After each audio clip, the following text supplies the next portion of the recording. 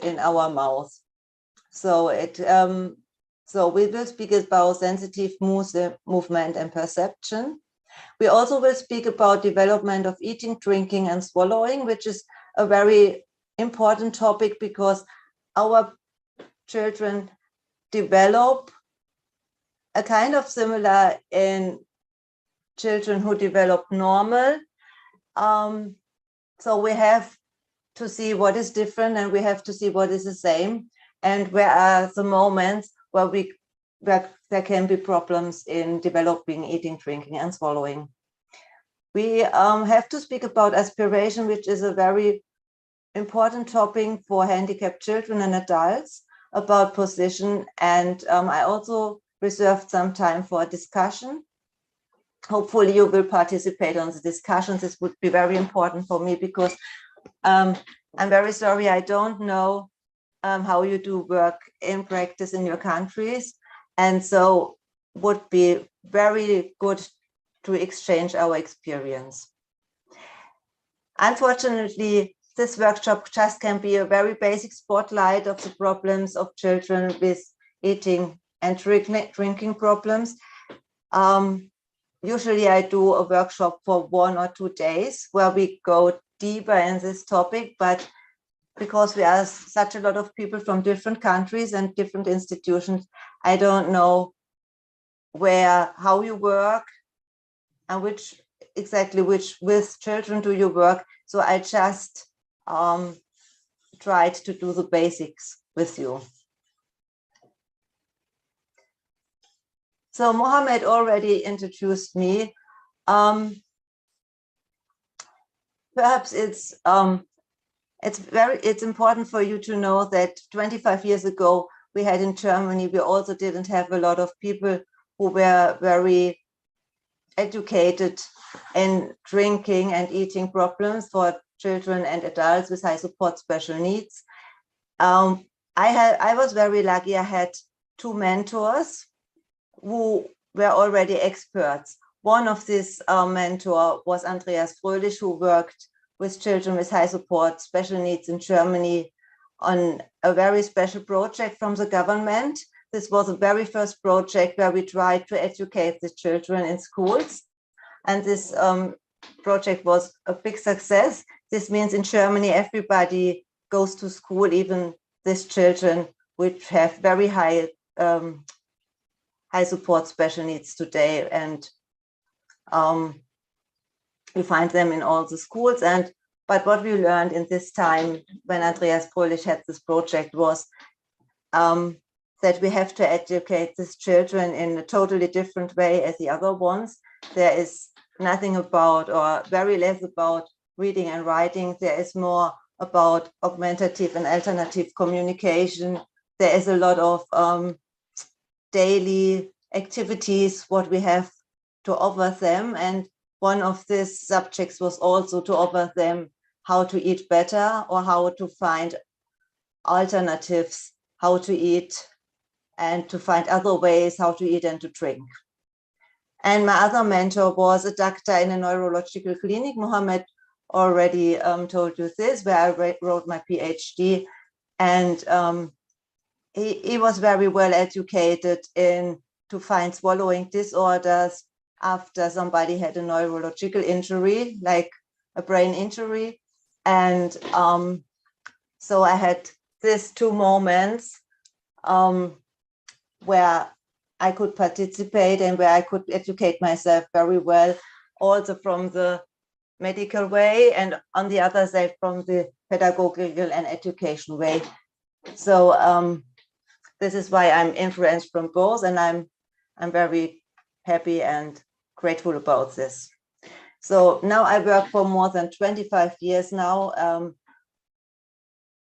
face-to-face with children with handicaps and with high support special needs. And I also worked with adults in a neurological clinic as a speech and language therapist.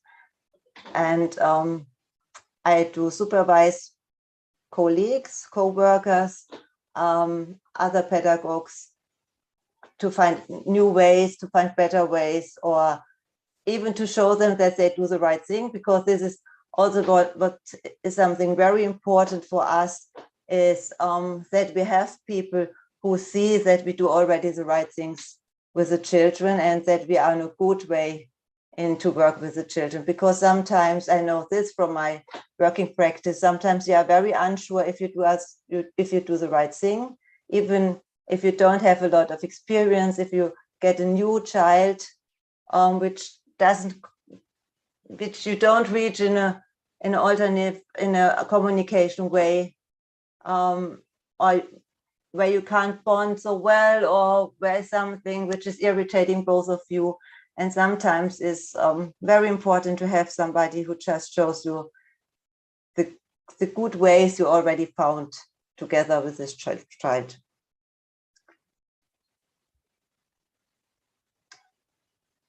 Yeah, this is something would be very, very important too, because we all don't use our first language. Please ask anytime if you don't understand something. And I apologize. My English is not so good. My English is not so fluent how it should be. And sometimes I'm also looking for words, of course, in the presentation. So please let me know if you don't understand it. If you have any other questions, or if you have any questions, also please ask anytime. You also can ask by speech. You don't have to use the chat, because it is so important to have a discussion or to have impression for me if I reach you and if I can offer you something that you really need and you understand. So let's start. Sehe ich irgendwo das Chat? So we speak today about children with high support special needs, and these children where we speak about are children who perhaps born prematurely and cared for in an incubator. So these are the children. We do have a lot in Germany. They are born very early. They are cared for a long time in hospital. They have already a lot of impressions which so-called normal children doesn't have, which just are born and who can go home with their parents or who are born at home. So we know that these children already traumatized because they are a long time in hospital, and for the adults it is also a very long and different way when they get these children, because everything is different when it comes to their birth, when it comes to the life on earth for them. So I know you know this, and I know the situation in your countries is similar. A lot of these children, and this is very important for this topic, have had or have still a feeding tube. This means these children who are born very early, they usually have a feeding tube in the incubator. We will speak more about this topic on another time in this presentation, but we have to keep this in our mind, that these children have already a lot of experience around in their face and in their mouth. They are also had breath assistance often, which means there is another thing in their mouth or on their neck, which is also irritating. So please keep this in your mouth too. A lot of the children we know have muscle spasm or other neurological disease. So this means their movement is different, or they can't move very well. They can't move how they want. They have to move in another way. Often they live in a wheelchair. The wheelchair is very important for them. They can't walk or can't walk very well. They have medical treatments, a lot of medical treatments in their whole life. and they're very familiar with to stay in hospital and how it is in hospital. They need help in all areas of daily living. This means they need help to go to the toilet, they need help to get dressed, they need help to get washed, they need help to brush their teeth, and also, of course, with eating and drinking. What we see is that all these children can communicate well and that they can communicate in their own way. And I think a lot of you are familiar with alternative and augmentative communication, which is a way where we are on now for more than 30 years, and where we see more and more how well can some children communicate and how much they do understand. So when we started to work with these children in Germany, we had the society, so we had this idea that a lot of these children don't understand something, or that the understanding is very rare. But what we learned really in the last 30 years is that a lot of these children understand really good. And even these ones who don't have a coming out, we can never be sure what they understand and what they don't understand. So a lot of them surprise us. I think this is what you all know. And these children where we work with us, they always surprise me because they are very nice, very patient, and very friendly, even if they can't live like we wish it for them that they can live, but they do the best of their situations, and also mostly the parents try to do the best. So it is amazing what we see with these children. Hopefully you can agree with this. If you have anything you want to say, just let me know.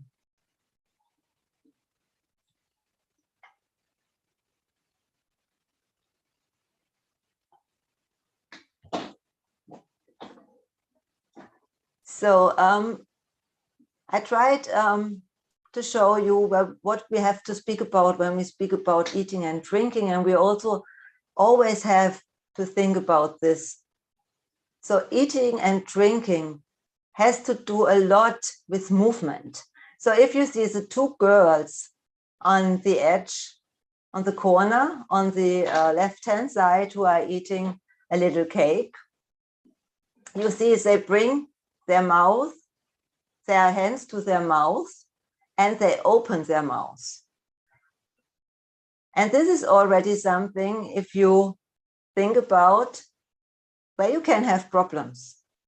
To take a piece of bread, to take a piece of cake, to bring it to your mouth, to open your mouth, to sit in the right way. We will speak about this. It also has to do with perception, because these two girls have to know there's a cake in front of me and I want to eat this cake. It has to do with culture. These two girls sitting on a chair and sitting on a table. So there are other cultures where you sit more on the floor, on a cushion, and eat in another way. But to bring the food on your mouth and to open the mouth will be everywhere the same. It just has to do where I eat. If I'm perhaps in a restaurant, some people in Germany like to sit on the couch and watch TV and eat some crisps. So you can also do this. You can sit wherever you want, but you have to bring the food on your mouth and you have to see it. And also culture is very influencing how we eat and what we eat. So, for example, in Germany, it would be very, very unusual to eat insects.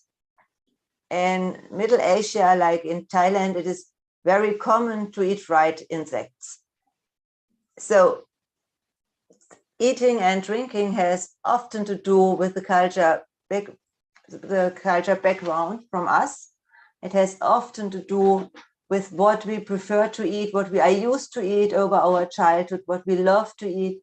And I think this is in every culture the same. If we have had a grandma or auntie or a mom which you loved a lot. You have special things which you love to eat and which always is equal where you go. If you smell this food, if you see this food, you are totally reminded on your grandma or on your aunt or your mom, or perhaps even on your dad if he could cook, or your uncle.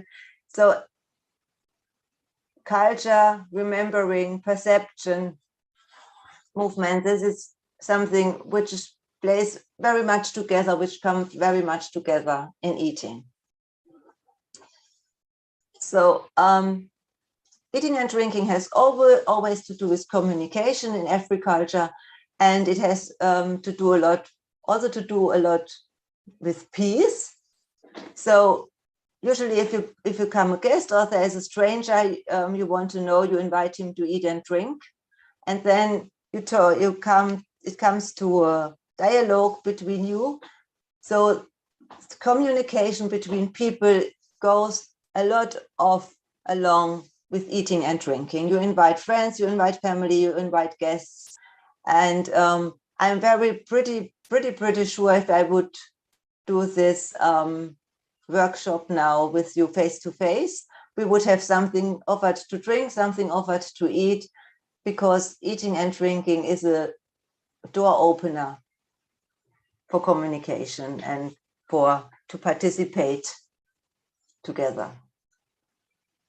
It has a lot to do with sensory. So if you compare, for example, bread or rice, you see that bread has a totally other impression in your mouth as rice, if it also smells different.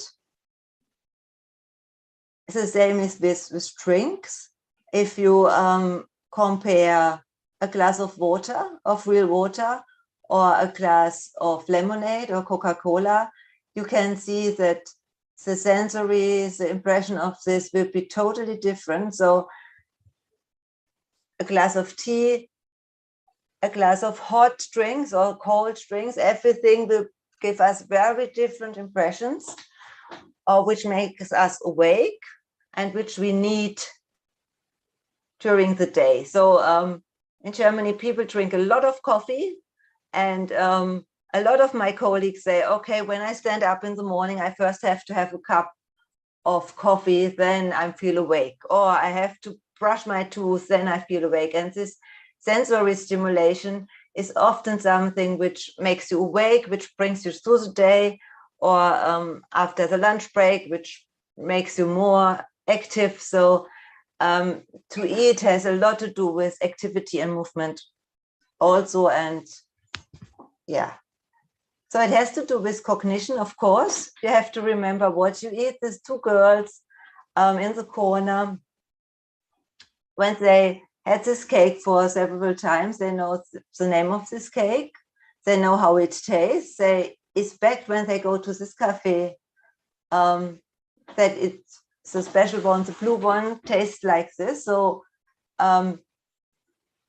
eating and drinking is very helpful to remember, and it's very helpful to awake our brain. This also have to do with the sensory. And of course, social participation and communication is, we already spoke a lot about of this.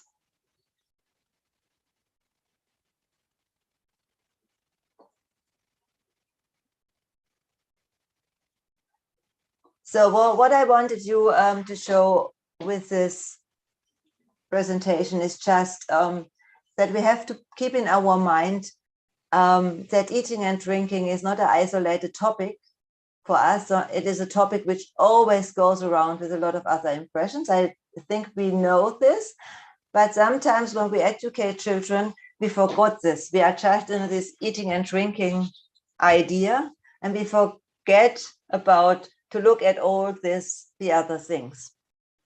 So if you look at this picture, when you do a diagnosis, you always also have to think about all these topics I show you over here. So you have to think about how this child is moving, how is his or her perception, how is the culture he or her is living in. How is his family culture? What do they prefer to eat? What is he or her used? How he can communicate? How is his sensory? How is his cognition? Do I have the impression that him or her realizes that he is eating, or that he is eating something new or different if I offer him? How is his social participation in the situation? Is he or her more disturbed when people eat with him? Or is it better for her when she is seeing the other children are eating and I have to eat? All these questions and even more, you have to ask always in yourself when you have a child in front of you which has problems to eat. So this picture can also be a diagnostical instrument, a diagnostical moment for your team or for yourself when you want to look more exactly what the problems are or where the problems are with this child. So let's come back to the basics. So Maslow created a hierarchy of needs a long time ago, and he spoke about physiological needs, and the physiological needs also including eating and drinking. And we as educators, as pedagogues, as people who work with handicapped people, we know this, that a lot of people with handicaps are very keen to eat. They love to eat. This is a very big topic on their everyday for them. So, and they ask you already after the breakfast, what do we have for lunch? And they appreciate to eat. And this shows how important it is that we eat enough. Some of these children or adults eat much more than they have to eat, but they have a lot of benefits to eat. They really love it, and they love the stimulation, and we have to keep this in our mind. And also people who are not handicapped often are very keen to eat and have a lot of fun to eat and have a lot of fun to try food. And this is because eating and drinking is such a physiological need, and this has to be satisfied. So we have to look at our children, that they have enough food, that they can develop, that they can go to all the other points on the pyramid after. Because if you are hungry and if you are thirsty, you can't participate, you can't learn anymore. You don't have the power to learn. I always compare, sorry to say this, with if you have to go to the toilet, if you have to pee, you have to pee. You can't think on something else. You have to do this. And if you are hungry, you have to eat. You can't do something else. You really have to do this. And then when you are satisfied, when you went to the toilet, and then you are open for other impressions, for other experience. With children with high support special needs, we have this problem that we have some of these children where we have always the impression that they don't eat enough. But in the same time, we see that children develop in their way and they learn also. So what we discuss very often is that these children are very small, they are very light.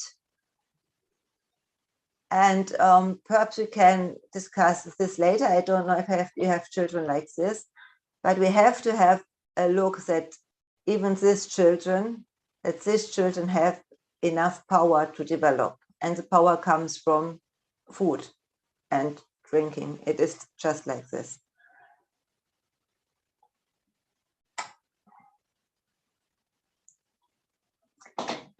So a normal person, a person who becomes 75 years, imagine, will eat 80,000 meals a day. Meals, not a day, meals till he or her is dying. So this means eating and drinking takes a lot of our lifetime. And these are just the meals, so these are not the snacks, this is not drinking, this is just what we do when we just eat 75 years. So this means we are very involved in eating and drinking. And the other thing is, and this is something which you have to think about when you have children who have problems with salivation, where their salivation comes through her mouth. We are swallowing over 100 times a day. This means we produce more than 1 liter of salivation every day. And we swallow it automatically. So a child who doesn't feel the salivation, I will speak about you with why you don't feel the salivation. Sometimes these children just let drop it out of their mouth, but this has to do a lot with I don't feel it. My sensitivity is not enough. And sometimes we have the impression that some children drop a lot. But it is, you always have to think that we produce 1 liter or sometimes more than 1 liter a day. And if we can't swallow, it has to go to somewhere else. So it, of course, it comes out of the mouth. So, and when we are swallow, as non-handicapped people, we even don't feel it. So a lot of this swallowing 100 times a day, we do it automatically. And this is something we have to remember, that our body is doing swallowing by its own. That is, this is a reflex. We will speak about this too.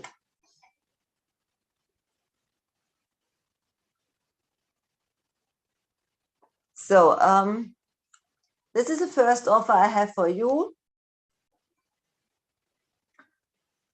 Perhaps you can paint a smiley on a paper in front of you. And perhaps you can think just half a minute about your own body, especially about your head, your face, your feet, and your hands. Think about how sensitive are your feet and your hands.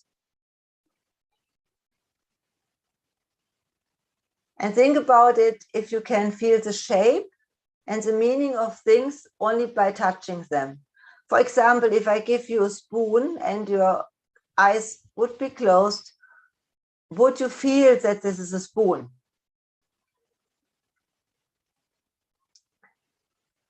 And think about how sensitive is your face?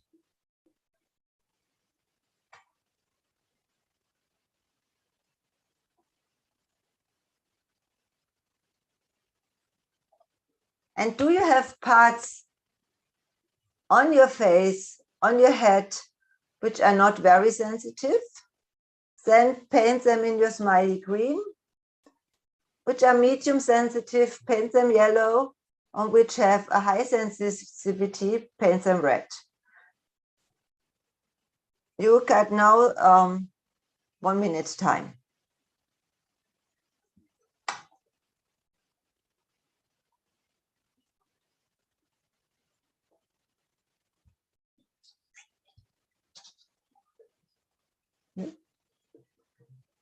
Wie du willst. Also wegen dem Film wäre es halt gut. Aber wenn das nichts ausmacht, ist es auch schlimm.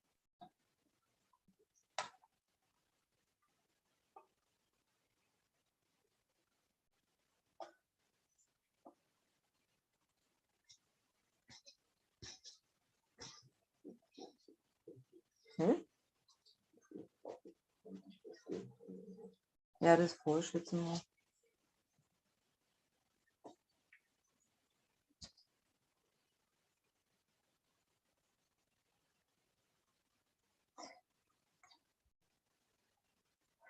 Okay, before we continue, I just want to make sure, do you understand me? And is it okay for the interpreter? Can somebody give me a sign?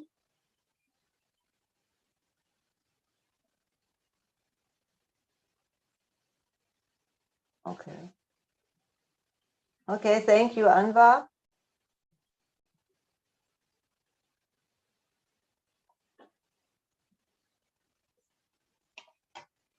Oh, sorry, I can't read this. I can't read Arabic.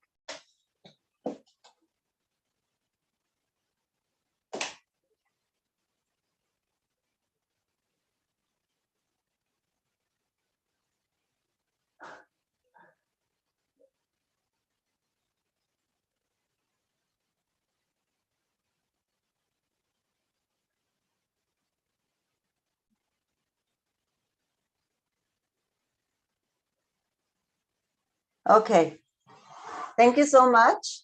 If something is unclear, is the tempo okay for you? Or I am too fast or too slow? Or is it okay? Can you follow?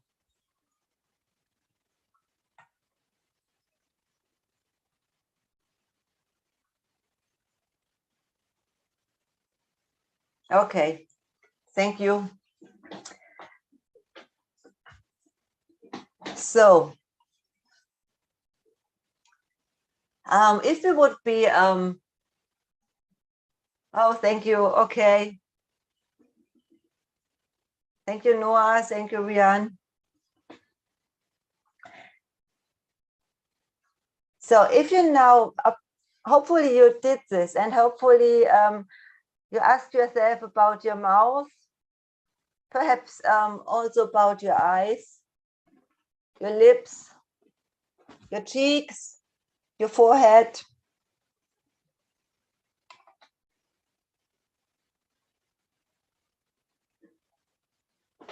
So what I do see in all workshops is our face and our hands are very sensitive. So mostly it is like this, that people don't paint any part of the face green or of the head, because we can't say something of my face or of my head is not very sensitive. So, and some parts are more medium sensitive and some parts are more very high sensitive. But this is very individual. And what I see, the very most people do have their mouth very red and also the eyes.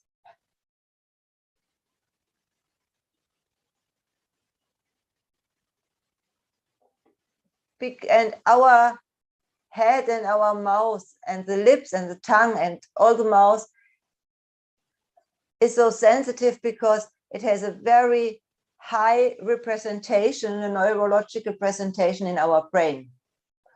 This means, as you see, both of these pictures, it is written in German, but this is not important. This means on our brain, the mouth and the face and the hands and also the feet are not so tall, because over the development, over the growing, they get less and less important. They are more to walk, but they are also sensitive in the beginning. So the representation of these parts of the mouth and the face and the hands are very high. And you also see this on this little man standing next. Also the tongue. The tongue is over here. Zunge heißt es, you say Zunge in German, as a very high representation on the sensorical and motorical cortex. This means our brain is very involved in what we are doing with our mouth and our face. And what we are doing with our tongue. And we shouldn't forget this when we work with children, that this is a very high sensitive region, and also the hands are a very high sensitive region. And remember on these two little girls who ate the cookies, or even see this little girl who was drinking the coffee or the ice cream. The hands are always very connected to the mouth and the eating and drinking. This means we should never forget that they come together even in the embryonic development. So when we develop, when the child is growing in the belly of the mom, there will be a very early connection between the hands, the mouth, and even the feet. This means the hands and the mouth and also the feet have a very deep neurological connection.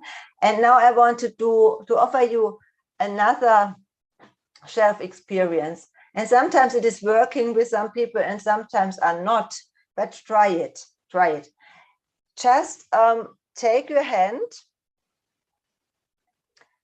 put your thumb inside on your hand and move your thumb on your hand, and take attention if there's something happening in your mouth.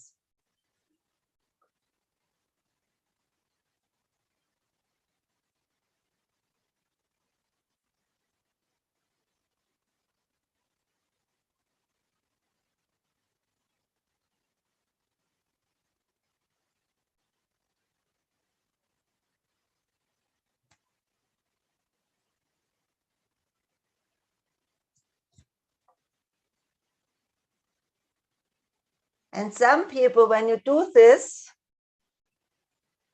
for a couple of seconds, some people feel, I feel it too, that the salivation is starting in our mouth. And this means still hands and mouth are very deep connected. And if there is coming something to our hands, it will happen something in our mouth. The same is with smelling. You know this, when you go along the street and there are restaurants, or when you come home and somebody cooked already something you liked or you don't like, you smell it and you get keen to eat it, or you don't like to go to the kitchen.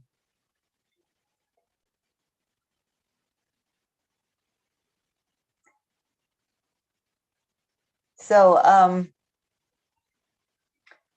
this is something what we still feel, even as adults, even as people with no handicaps, that our mouth and our hands are very deep connected. And we shouldn't forget this when we work with our children. So this means for the daily work with children with handicap, it is very important to give everything what goes to the mouth first in the hands. For example, a spoon, a toothbrush, food, cups, everything. Just let the children feel the food. And even if they are very spastic, try to open the hand. It is very helpful first to open the little small finger and then let the hand open as good as you can, and show them with what you work today. For example, you work with this little toothbrush, show them this. Or give them the cup in their hand as good as they can. Even if the hand is like this and you just put it along this, they get the impression. They get more impression as if you don't do it. And of course, you also tell them that you give them a cup or a toothbrush. You also let them see it, let them smell it, of course, but never forget the hands if you want to feed somebody with food or drinks. Or if you want to brush the teeth. From my experience, children who doesn't like to brush their teeth, it is very helpful to show them first the brush in their hands, to show them the water, to tell them what to do, and to take a lot of time to do this and to do it again and again. So if it doesn't happen at the first time that they work with you and that they open their mouth, if you do it again and again, and if you stay patient and silent, usually over the time the children get used to it and they are more sure because they get a security because they know the toothbrush comes first in the hand. They get used of the feeling and then it is easier to open the mouth. Also, when you take your hands around their cheeks, to do this is also very helpful because this can also give a lot of security. And if you want to open the mouth a little bit, just push. Oh, there is standing. Sorry to interrupt you. Please activate the interpreter feature. Was bedeutet denn das jetzt? Okay, Hisham, can you please help me?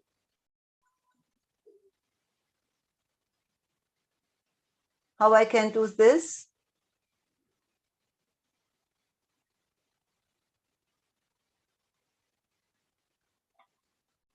Yes, Dr. Phil, I am Ula. You can go to interpretation down. There is one icon down of the Zoom tools. Yeah, we try. You found it? Not yet. Interpretation, it's like a circle with lines. Circle with lines. Oh, yeah. Yeah, this is power. Circle with lines. Beside whiteboard, beside raise hand. Dolmetschen, yeah. Oh, English. Okay, we try it. If you click it on it, you will find Yes. English channel. Yes. When you want Yes, to I can hear you. Yeah, if you want Can to you hear hear me? in translation, you can click here.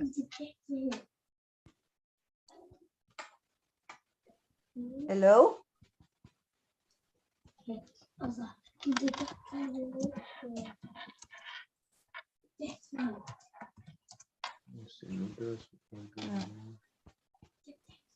So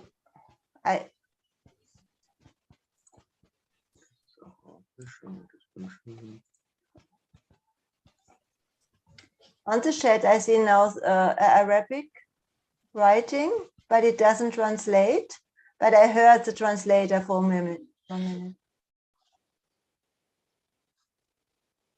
Ah, okay.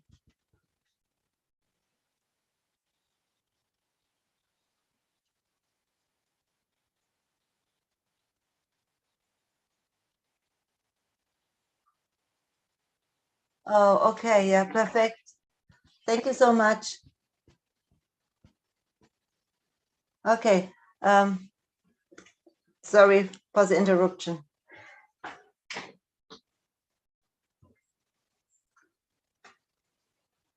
So, and what is also very important, always observe small children when they eat by their own, for your own professionality.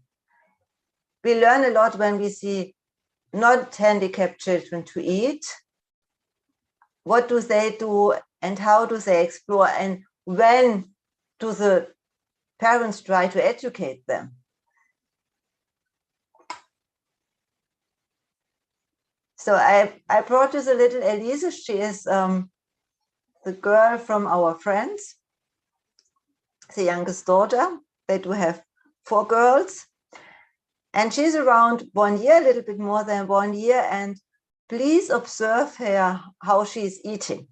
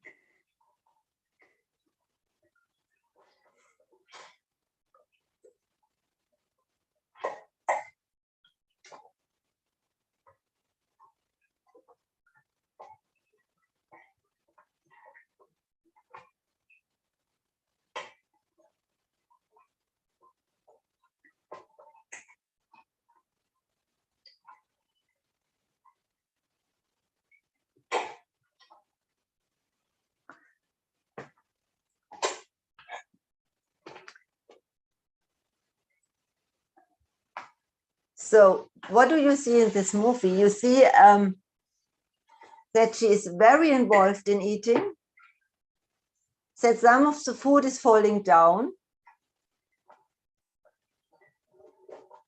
that she is putting the food around her mouth. It is not that she exactly has the goal where it goes. She's feeling the mouth, the food on her whole mouth, and she's eating with both hands.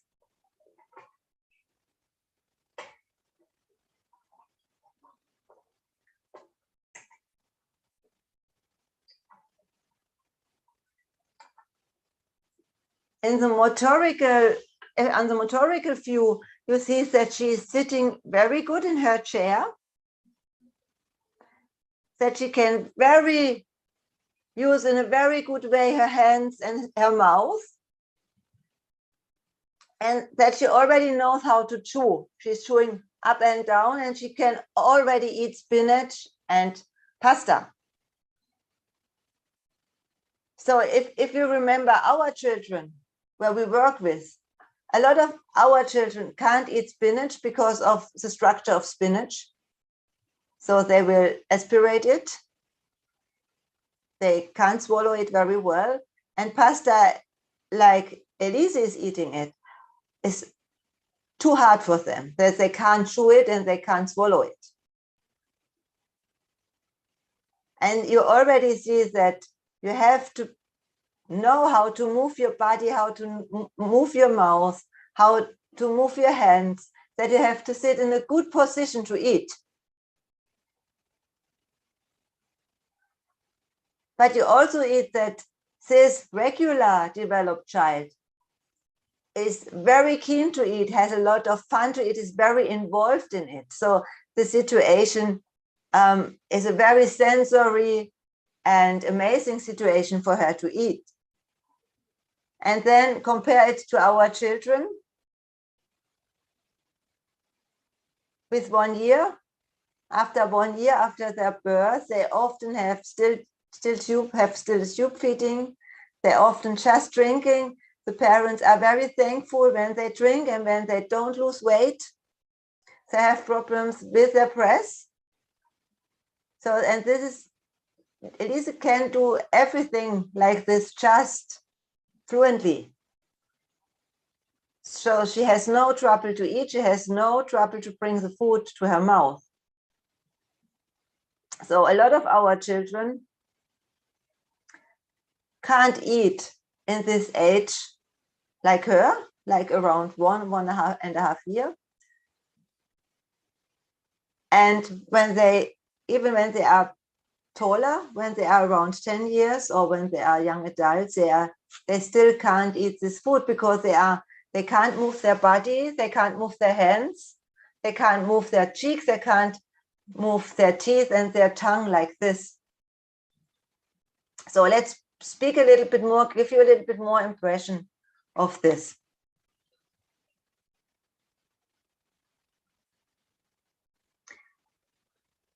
So when we start to develop, we as human beings already in the belly of our mother and the uterus, we do have impressions with our mouth. We swallow a lot of times. So the embryo is swallowing a lot before it comes after birth, the situation after birth.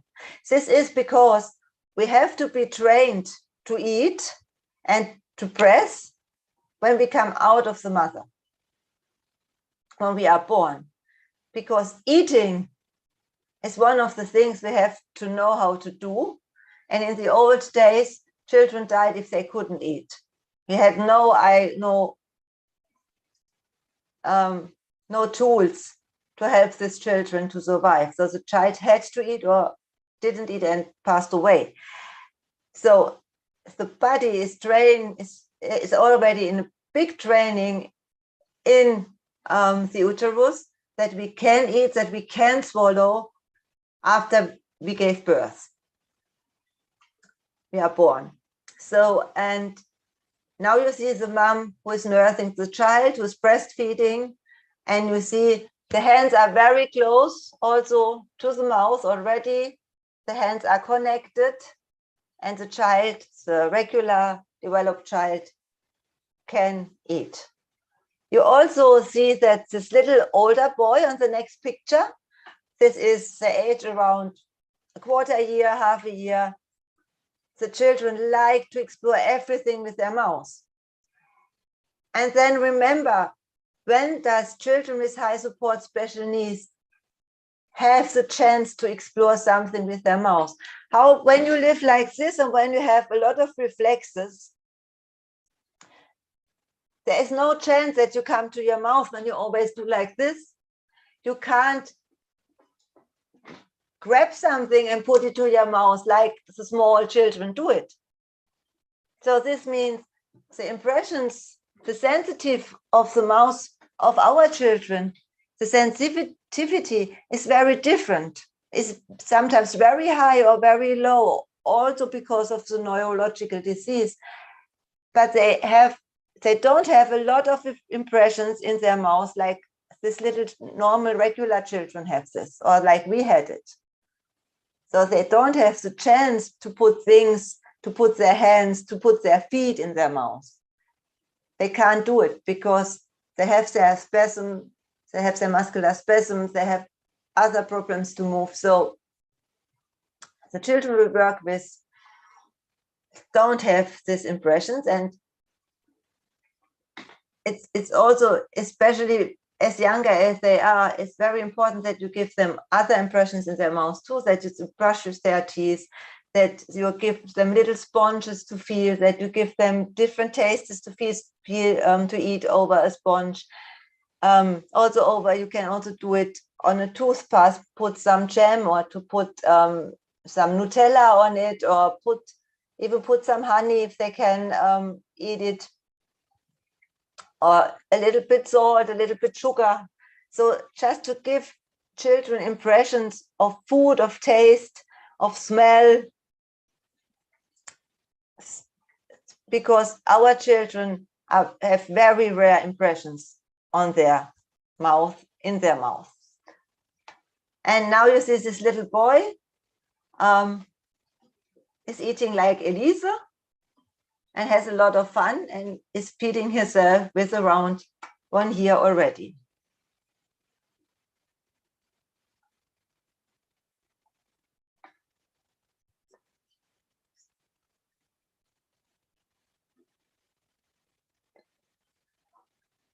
And there's one very regular thing which you can remember.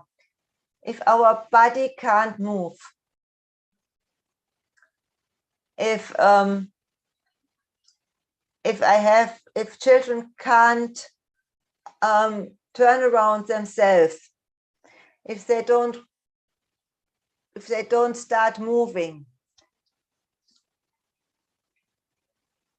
then our perception, our ability to eat is very rare. This means we will do a little exercise. So you can do this with me with your tongue. So look what your tongue can do. Your tongue can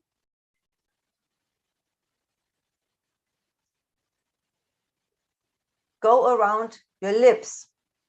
Your tongue can go out and in. Perhaps you even can put your tongue on your nose. You can put it on your chin. You can put it on one side on your mouth and on the other side.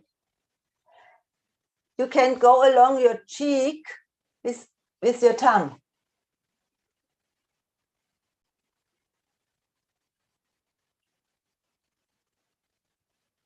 On both sides. You can go along your teeth with your tongue.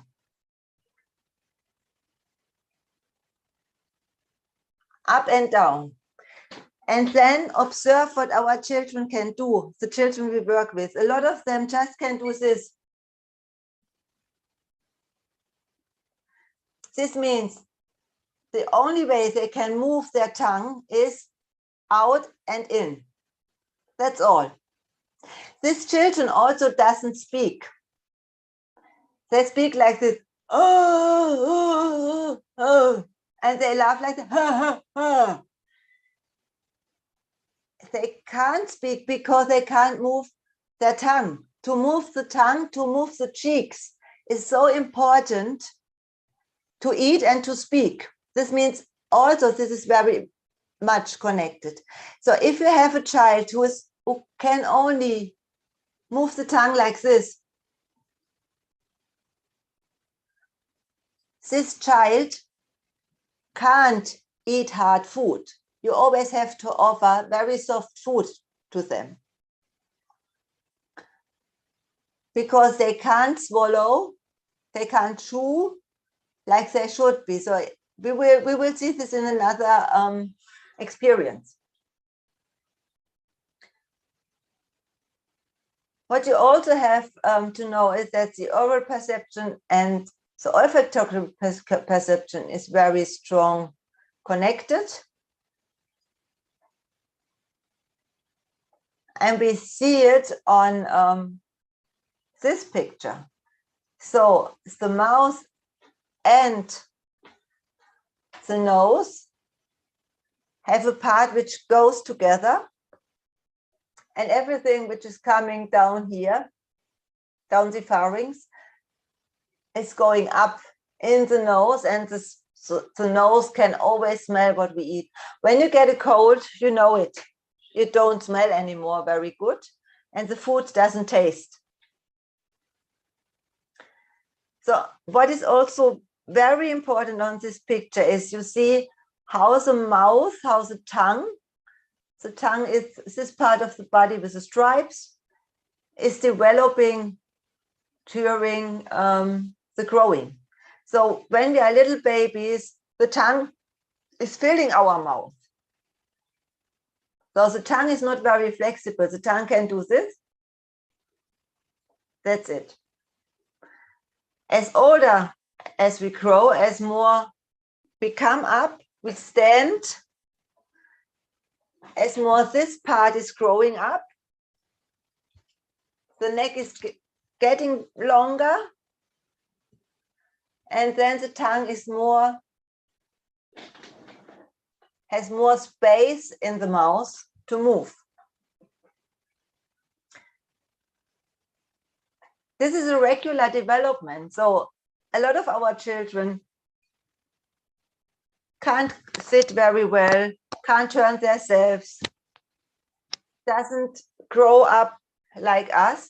This means every child I know with special needs, with high support special needs, has changes around here in their mouth.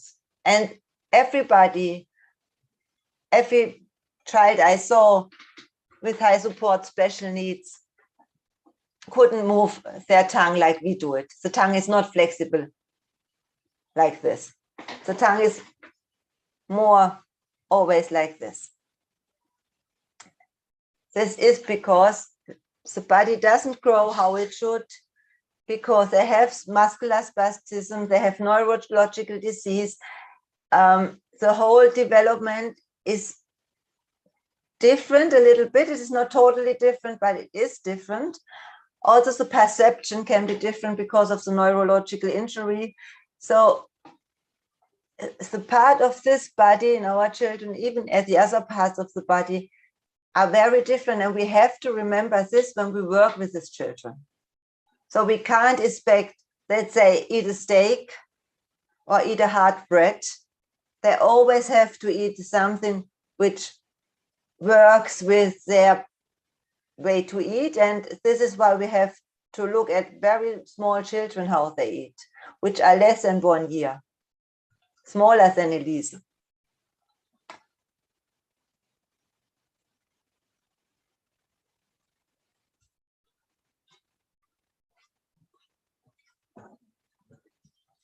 Yeah, we spoke about this.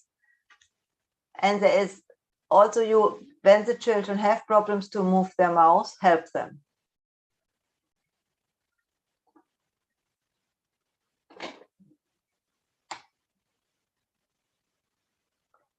So before we continue, I want to do another chef experience with you. I ask you to get a little jelly bean. So put this jelly bean in your mouth, put it on your tongue, and please don't move the jelly bean till I say, now you can move your mouth. Put it in your mouth.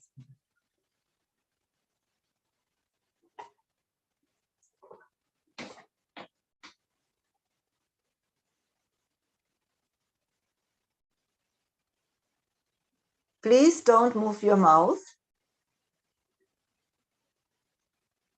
If you have to swallow, you have to swallow, of course. And now try to realize, what do you feel of this jelly bean? What perception do you have of this jelly bean?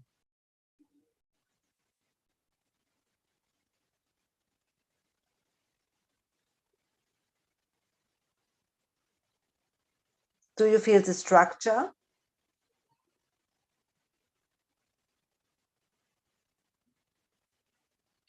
Do you realize the taste?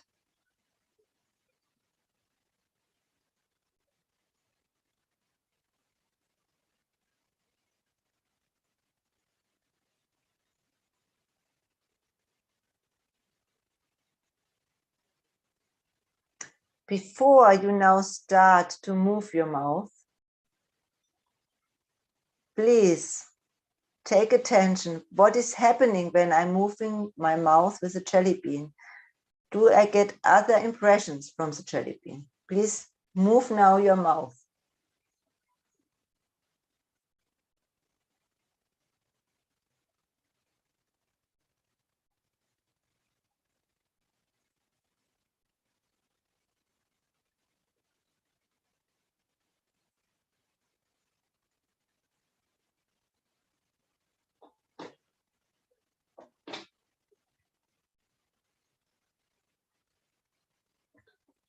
So what the most people see when we do this chef experience is that movement and realizing what I eat is very strong connected.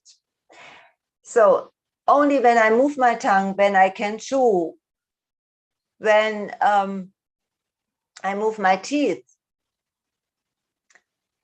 the aroma, the aromatic impressions of the food go through the nose, and I feel how it is tasting. I have to move my whole mouth, my tongue, my cheeks, my lips, that I get the impression what I eat, that I get the impression of the structure. When this little jelly bean is just lying on my tongue and it doesn't move, I even don't feel it anymore if I do it long enough. I didn't do it so long now with you, but perhaps you can try it in your team once and do it a little bit longer for a minute. Let the jelly bean in your mouth, and you will see if you don't move it, the jelly bean will almost disappear. Just when you swallow, you will get the impression that there's something in your mouth. So if you have children who can't move their mouth, then you have the chance to move the mouth over here a little bit, to move the tongue, so they can feel that there's something on their tongue. Or just to move a little bit the cheeks like this, that they can feel there is something in their mouth. Or just try to move the mouth a little bit up and down. So it is very important for children who can't move very well their mouth, and if they tolerate it, just to help them to move their mouth a little bit better, to feel what they eat. So I gave you one paper over here where we see how the development of eating and drinking and swallowing is And you will see that the most of our children just eat around till 5 or 4 months. So this means the most of the children doesn't come to chewing, because I have to turn my body around myself that I can chew like this. And I have to chew like this that I can eat hard food. So most of our children can't do this, they just can do that. We spoke a lot about this. You can look again at this paper again. What I also can tell you as a speech and language therapist, most children doesn't come to speech because they can't move their mouth. It is not that they don't understand. Most of our children understand a lot, but they can't move the tongue and the mouth so how they should be. And so they don't come to the 8 or 9 months where they start with a little word. So some can say but not more. Yeah, because for I just can open my mouth, but they can't say something very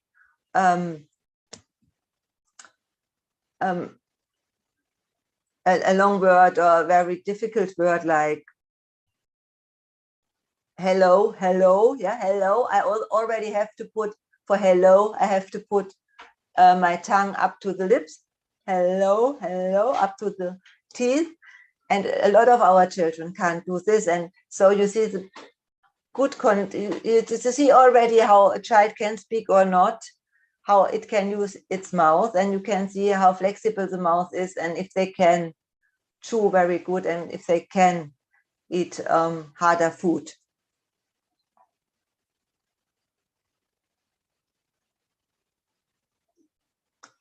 Here you see again how the face is changing. So the face is of a little baby is very close to the breast.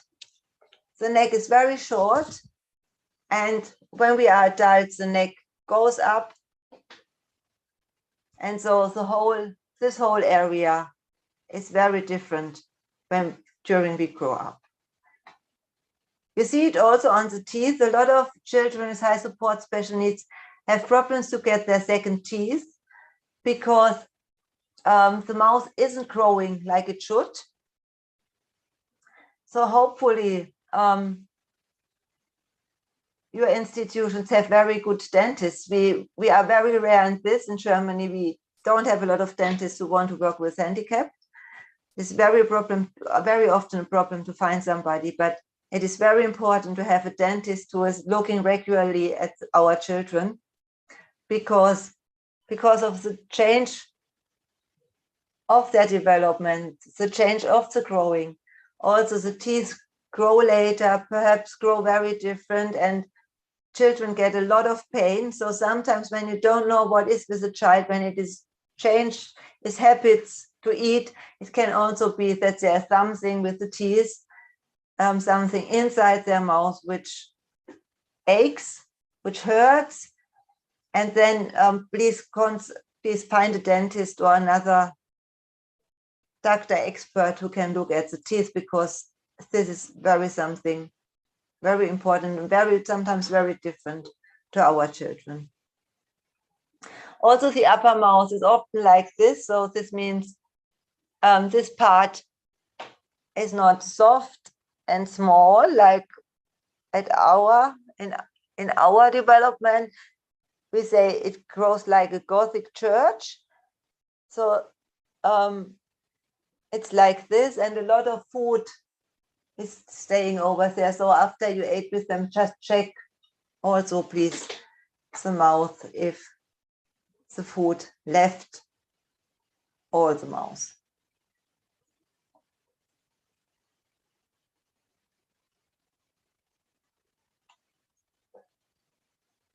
Yes, the anatomical changes to grow in adulthood begins already with 4 or 6 months. This means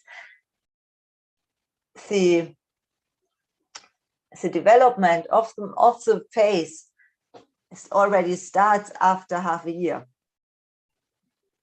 First, the first teeth are growing, and the tongue gets more and more freedom after half a year. And this is also important. I already told you this, for eating, for speaking.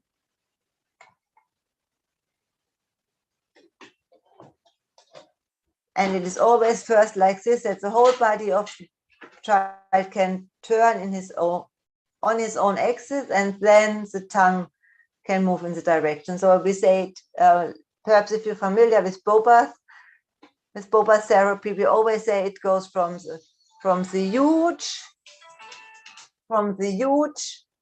movement to the small movement, from the big movement to the small movement, from the fine motorical movement to the from the bigger movement to the smaller movement.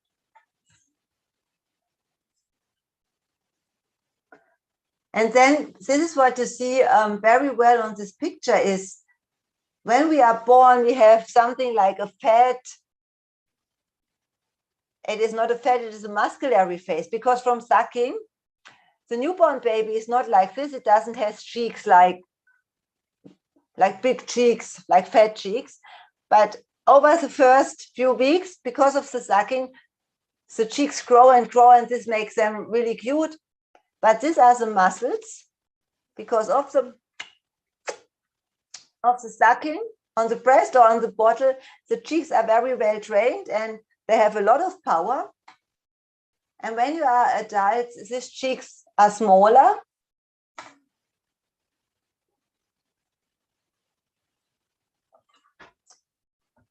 So, and they lose their fat deposits, they lose a little bit their muscularity.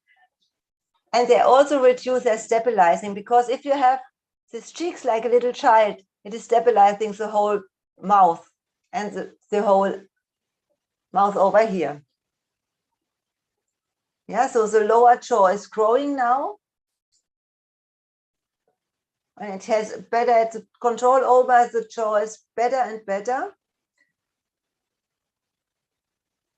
And the breathing get more and more regular.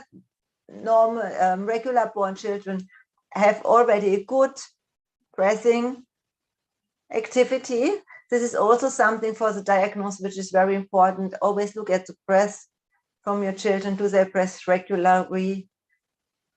Do they have a rhythm in breath?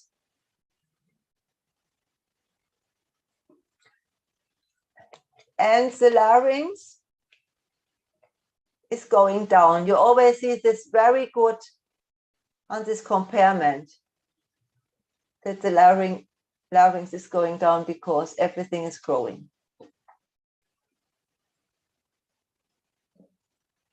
We spoke about the teeth.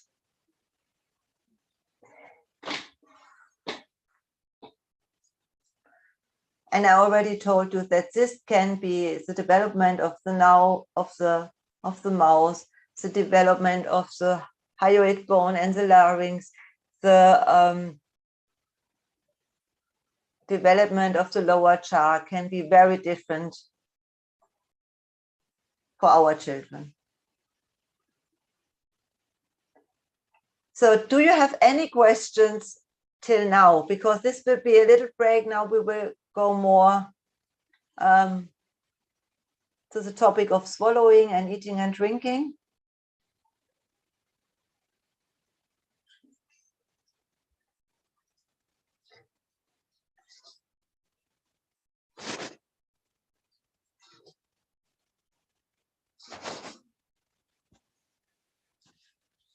Hello, yeah.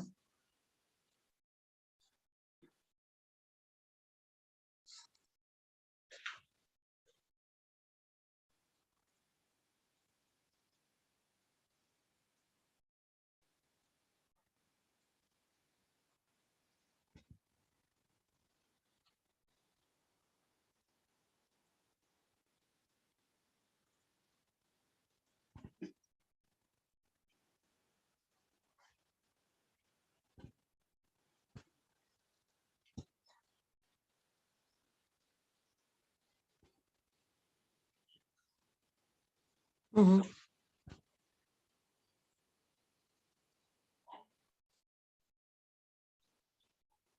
Yeah, I think it is better in the eating and drinking part. Yeah, okay. Okay, thank you.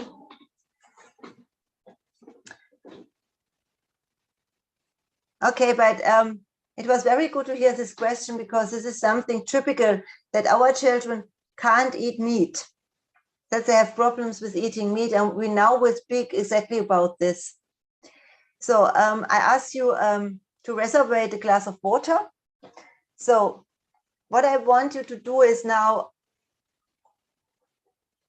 take your glass of water and drink on your water, and observe now very exactly before you do it. Here's my question. What is your mouth doing? How long do you need to swallow? And are you able to influence or control your swallowing? This is very important. Are you able to influence or control your swallowing? So please drink just a sip of water.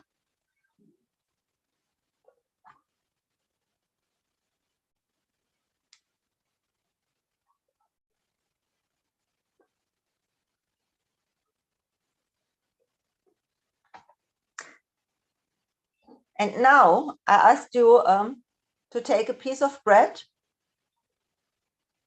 Remember how it was to swallow the water? If you are able to influence your swallowing, how fast it was when you swallowed. And now take just a piece of bread, eat the bread, and also observe, what is your mouth doing? How long do you need to swallow? And you are able to influence your swallowing. So what is happening?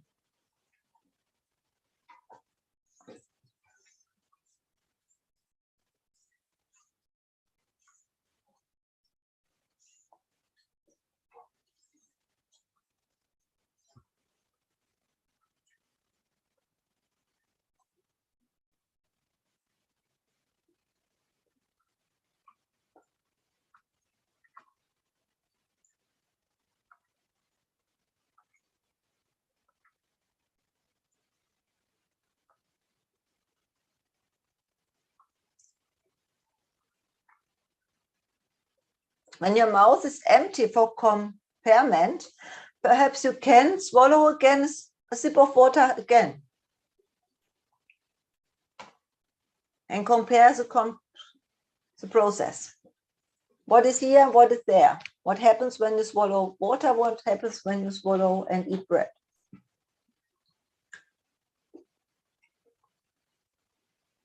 So what you see is that swallowing water is going very, very fast. We can't control really the water in our mouth. What we can do is, when we eat bread, when we chew it, we need a much more longer time than drinking. And we also can influence a little bit the swallowing. We can't influence it totally, because there will be a reflex on one point, but we can control much more than by swallowing water. And this is very important to know this. And this is very important to remember when we work with our children. So what I give you as a remembering sentence is, as hard as the food is, as slow as the process of swallowing is. This is very important. As hard as the food is, as slow as the process of swallowing. So we need the slow process of swallowing for our children. And I will tell you why now.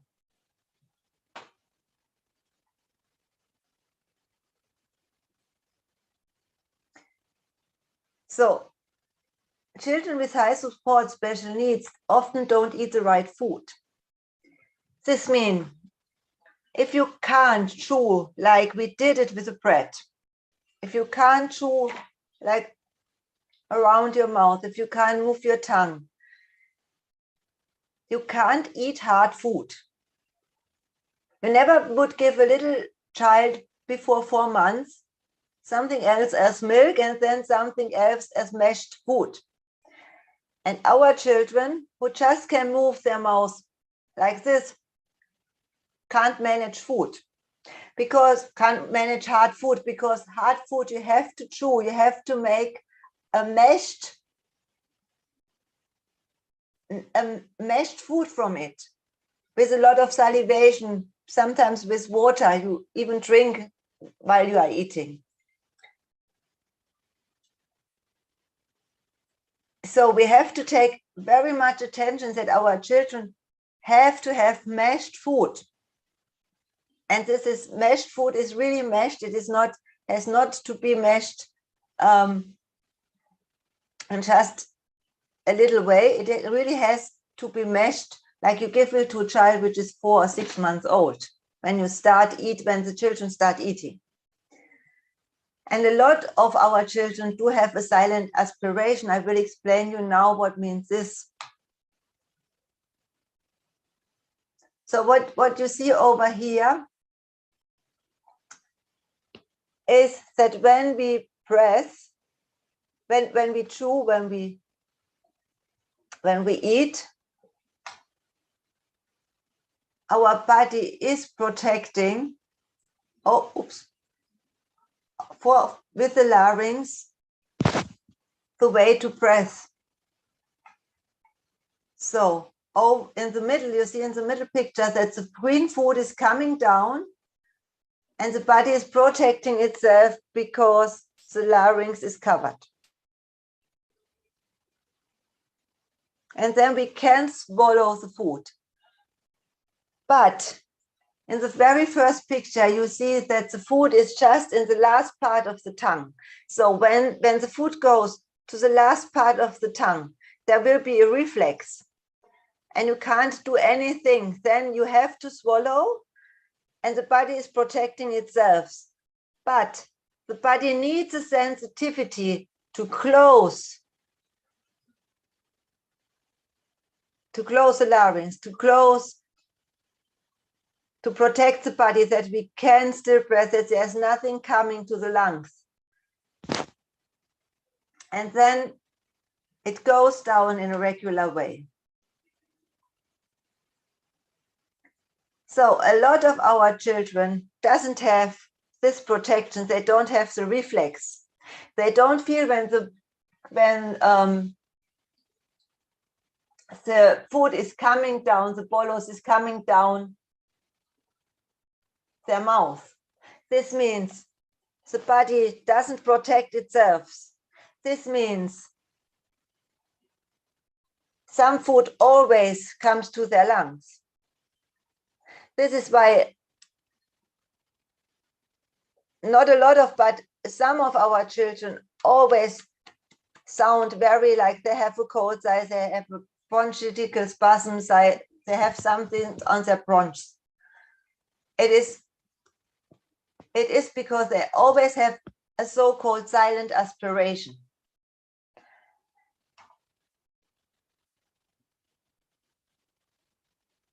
So we do have 4 phases of swallowing. This means we feel hunger, we see the food, then we have an oral phase, the food goes in our mouth, we close our mouth and our lips, which is very important. And you see again, we do have a lot of children who can't do this, who can't close their mouth. The mouth is always a little bit open.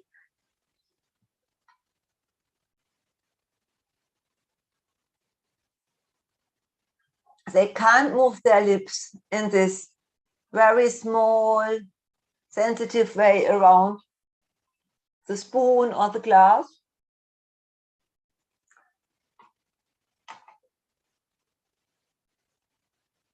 Then the tongue and the mouth is chewing and forming a bolus. And then in the pharynx, it goes down the pharynx. This means there is a closure, the soft palate closes, the esophagus, the tongue, and the tongue is pushing the food through the pharynx. And the mesopharynx is closing, and the airways are now closed. And in this moment, when we swallow, the airways are closed, they are protected. This is very important. And then we swallow. So this closing, what we're doing, like a reflex, people without handicap, to protect our airways. Children with high support special needs often can't do this. This means they often have aspiration.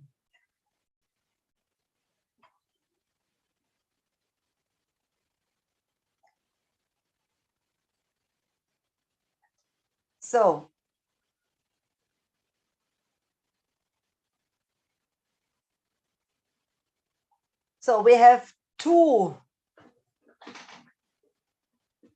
moments of aspiration. We have a normal aspiration, and these people who have a normal aspiration, they can immediately cough. We have a cough reflex. Everybody of us knows this. We swallow, we feel it goes to the lungs, it goes into the wrong way, and then the body is reacting and coughing like crazy. And sometimes we are embarrassed because we have to cough and to cough. But this is to protect the airways, this is to protect the lungs. And we have people who have a permanent aspiration without a cough reflex. And this is what our children often have. They don't have a cough reflex. And they can't cough when I say, please cough, Samira, please cough. They can't do it. I can't help them to cough. So this means the airways are not protected at all, because all this, the oral phase and the pharyngeal phase doesn't work regular. So this means there is no closure, there is no protection for the lungs. And these children also always swallowing a little bit of food through the lungs. And this, if I do this for days, for weeks, for months, for years, this is really dangerous, because the lungs will not be protected enough, and they will get sick. And the children can't breathe like they should.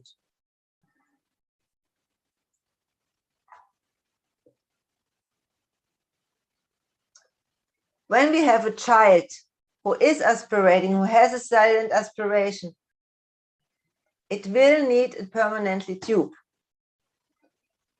We can't live without a tube. A tube is a protection for the lung.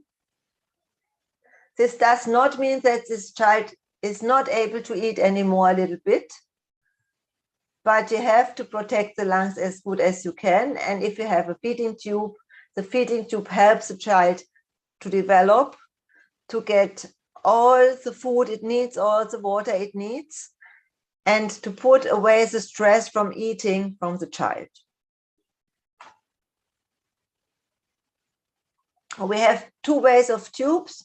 You know, this nasogastral tube and this PEG tube. I'm pretty sure you know both of these tubes.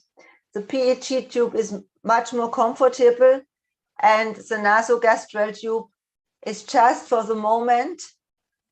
You shouldn't have this over years, because it is irritating very, very strong. It is irritating when the child is breathing. It is irritating the development of all this part of the body. It is irritating the sensitivity. It is irritating the perception. So if you can decide that this child is getting a tube over the belly, please decide this.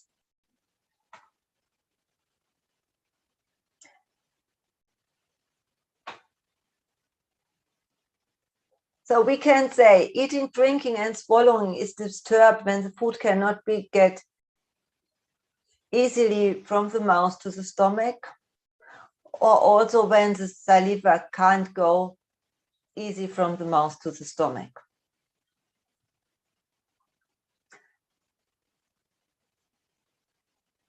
And this can occur with the pre-oral phase, with the oral phase, on the pharyngeal phase, or even on the esophageal phase. This means you can have a reflux after eating. The food can come back and also go to the lungs. Perhaps you know that some adults without handicaps have also this. They have all very often pain over here. They don't feel well in the morning and have pain in their mouth as so. And look at this. So because of the timetable, I don't speak so much with you about the taste. I just want to tell you that the taste is very individual anyway. But the sensory impression from our children can be very different from ours because of their neurological disease. So we don't know if they taste bitter or sour or salty or sweet or umami like we know it. So it is very important to observe the child, how it's reacting with the taste. And what we do is we give them, even when we feel the food is not so salty and we see that the child is liking salty, we give a little bit more salt. Or sometimes if they are small and skinny, we can give a little bit more sweet. And some children like very much to eat bitter or sour. You also can give them this. Sour is very good, also for the salvia and for the whole mouth. So it is just take a look at how the children realize the food and if they really feel the taste. So with sour, you can see it very good if a child is reacting with her mimicry. So opportunities of support. This will be the last topic before we go to the discussion. It is very important that you have a good diagnosis with your children. I show you this picture in the beginning, what you have to think about. It is very important that you speak with the parents of their impressions, even how the child is born, how long they have been in hospital, what did this do with the family, when did the child started drinking by itself from the bottle, or all these things. I know you are very familiar with this. You should speak with when the child comes to you after a couple of years with other people who supported the family, who supported the child with their experience. Often we already know when the child is around 6, 7 years old, what they like and what they dislike, how we can offer them in a good way the food and the drink. We can do this.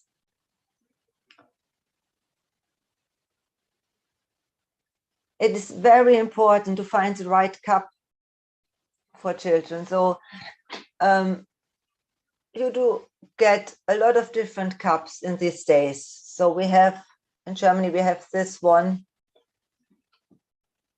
You're very familiar with this one. I also have a picture.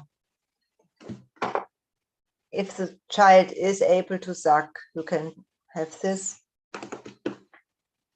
And this is a new kind of cup, which is also very nice because you can move it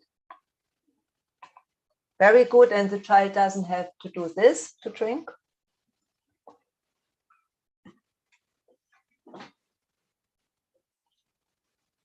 We saw how hard it is to control water. So let me speak about this, just 1 minute more with you about this, because water is so hard to control. It is very important and helpful to use thickener. This is One of the products is in the corner on this page. The thickener makes it more thick, is more like a sauce, and then the child is more able to control the drink in its mouth.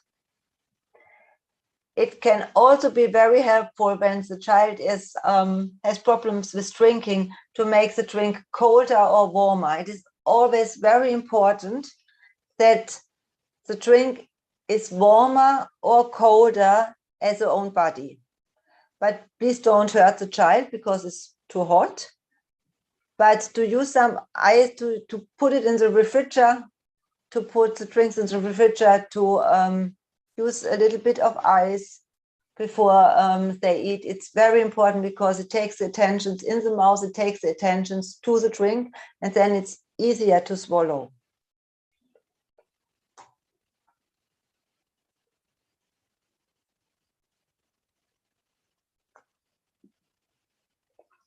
On the left hand, you see the thick orange juice. This is how the consistency is very good to swallow. So if you give this child a glass of thicker drink, it is similar as if you give them it in a normal consistency. It is just that it is easier to control and slower to swallow. So the chance that there's no aspiration is huger, it's bigger, it's higher. Higher, you say higher, it's higher. So if children have a silent aspiration, if you think there's a silent aspiration, please think about to use thickener.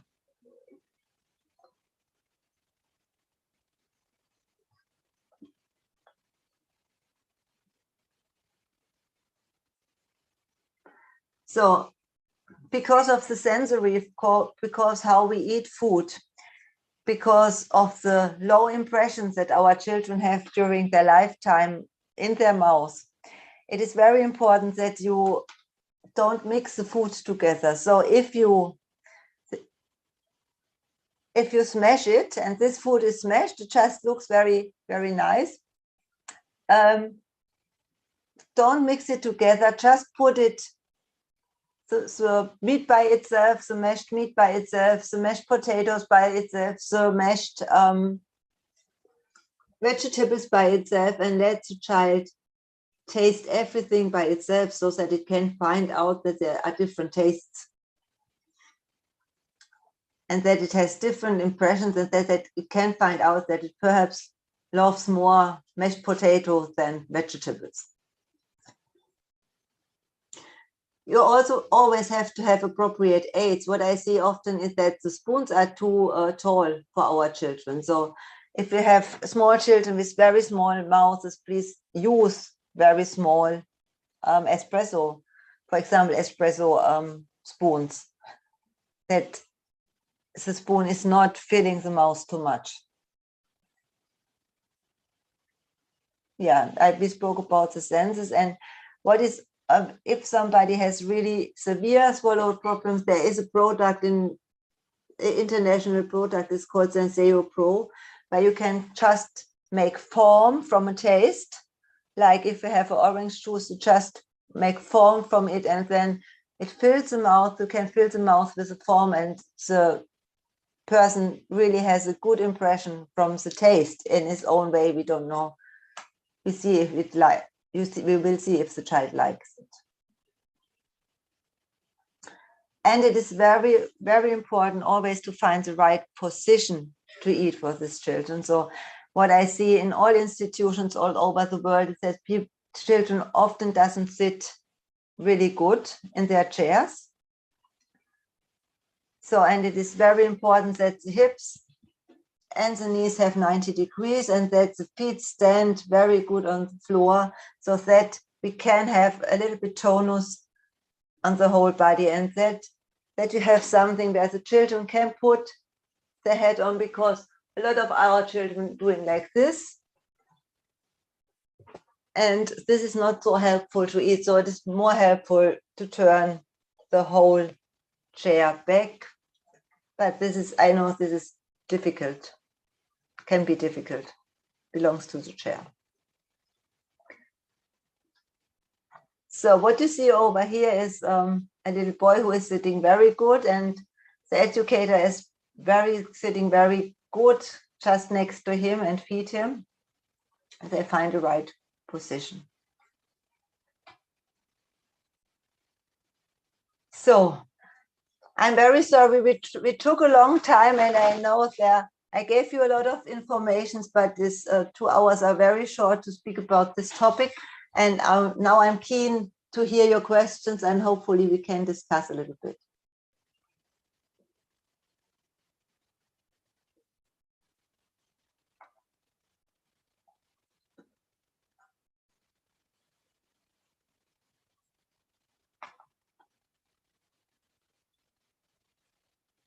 Perhaps you could ask this question again.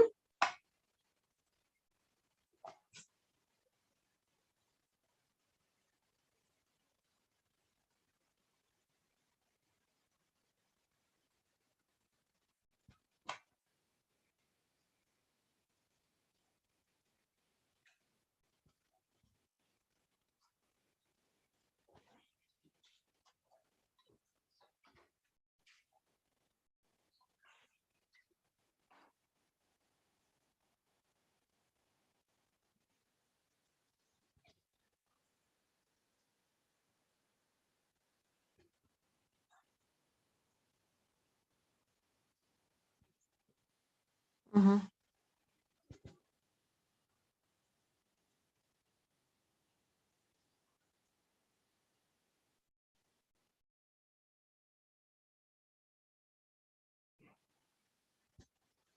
Yeah, I would recommend not to give this child a piece of meat. I always would mash this meat, because if the meat is very hard, and if you can't chew it, it is very dangerous. So if the process of swallowing will come, and it is very dangerous that this child aspirates in one point. So it would make sense to mash the food with a food processor, the meat, and then let her eat the meat.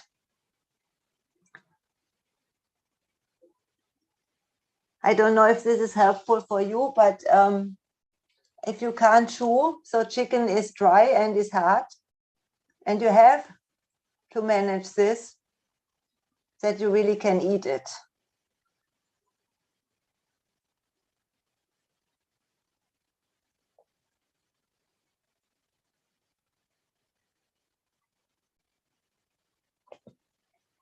Is this helpful for you, or does somebody has another question?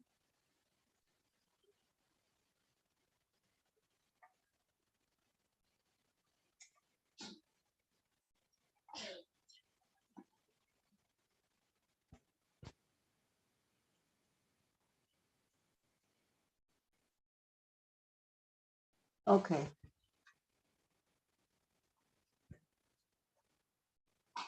Okay.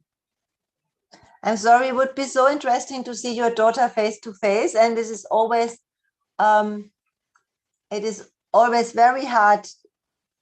Don't see the child and just give a recommendation about a distance, because you have to see a little bit more if it chews. But if you say it is hard that your child is chewing, and then it is very dangerous if she eats just pieces of food, then it has to be mashed in a food processor.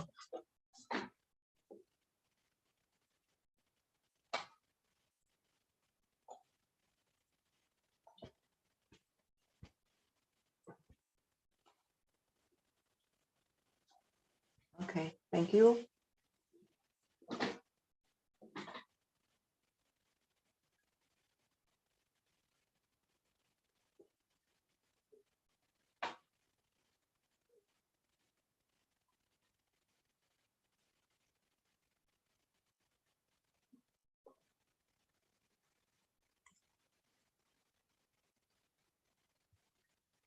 Is there another question?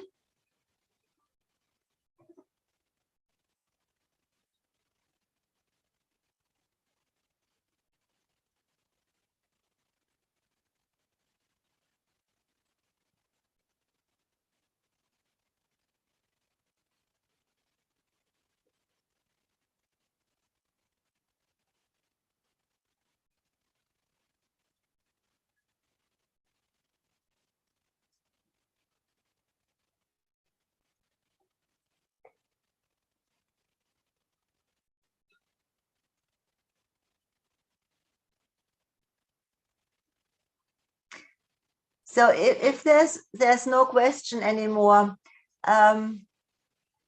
Hisham does have my email address. So if you have any questions, just let me know. I also recommend you, if you are interested in reading books, I prepared some literature for you. Of course, these are German books, and this is my German homepage where you can have a look at. But on the right-hand side, you see a very new, a brand new book about eating for children with polyhandicap, with children with person with high support special needs from a French doctor. I just got it a couple of days ago from a person who was also eating, from Professor Fröhlich, who was my mentor. And there's one book which I find is the very best for pre-feeding skills or feeding children with high support special needs. This is this book is around 20 years old, but it is still very good. It's from Morris and Klein. They are both Americans. It's called Pre-Feeding Skills, and it talks about children with special needs and possibilities to feed them. So, and this book, you find it almost in every literature as a basic book. Unfortunately, in Germany, you don't get it anymore, but perhaps you can surf in the internet and perhaps you find it in English or even in Arabic. I don't know this.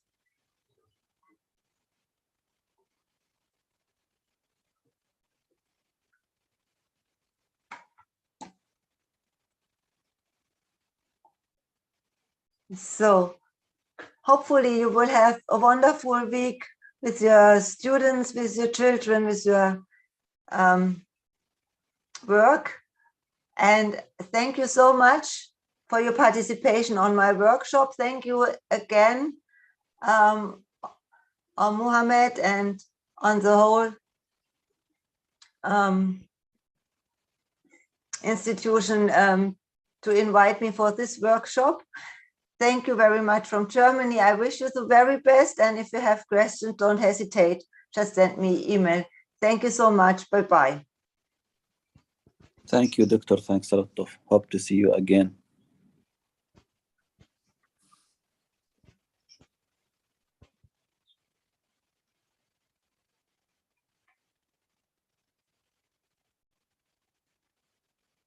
So Mohammed, should I left the workshop now? And Hisham, what do you think? Should I leave the workshop now? Thank you so much, Dr. Phil. Okay, thank you. Very welcome. Thank you. Hopefully it was helpful. Inshallah, thank you. It was great. Thanks a lot. Thank you. Thank you. Okay, so I will leave you now. I wish you the best. Thank you so much. Bye. Bye-bye.